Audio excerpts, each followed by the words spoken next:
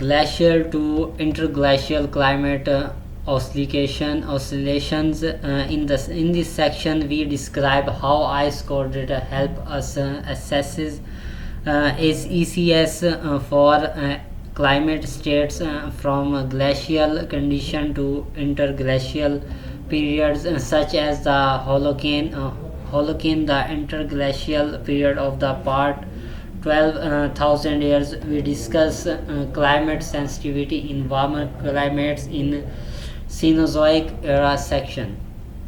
Air bubbles in Antarctic ice core trapped as snow piles up and compressed into ice preserve a record of long-lived GHGs for at least 8 lakh years. Isotopic comparison of the ice provides a measure of temperature in and near Antarctica. Changes of temperatures and carbon dioxide are highly correlated.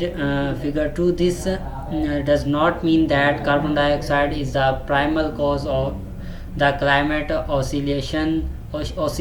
His L shows that small changes on Earth orbit and the tilt of Earth spin axis are peacemakers of the ice ages. Orbital changes alter the seasonal and geographical distribution of isolation, which affects ice sheet size and GHG amount. Long-term climate is sensitive because ice sheets and GHGs act as amplifying feedbacks. As Earth warms, ice sheet shrink, expose a darker surface, and absorb more sunlight. Also, an earthworm, the ocean and the continent release GHGs to the air. These amplifying feedbacks work in the opposite sense of Earth cools. Orbital forcing oscillate slowly over tens and hundreds of thousands of years. The picture of how Earth orbital changes drive millennial climate change was printed in the 1920s by Milutin Milankovitch, who built on 19th century hypotheses on James Kroll and Joseph Admire. Paleoclimate changes of ice sheets and GHGs are sometimes described as a slow feedback, but their slow change is pieced by the Earth orbital forcing. Their slow changes does not mean that this feedback cannot operate more rapidly in response to a rapid climate forcing.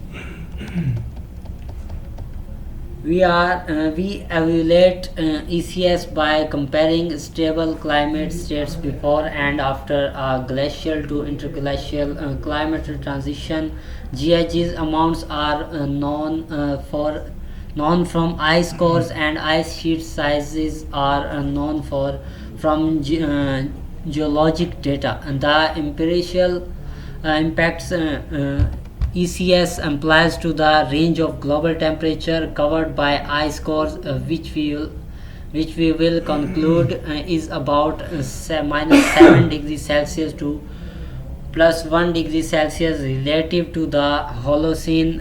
The Holocene is an unusual interglacial. Maximum melt rate was at 13.2 kybp as expected, and GHG's amount began to decline after peaking early in the Holocene. As in most interglacial. However, several key later, carbon dioxide and CH4 methane increased, and raising a question of whether humans were affecting GHG's. Rediman suggests that deforestation began to affect carbon dioxide 6,500 years ago. and rice irrigation began to affect ch4 500 years ago.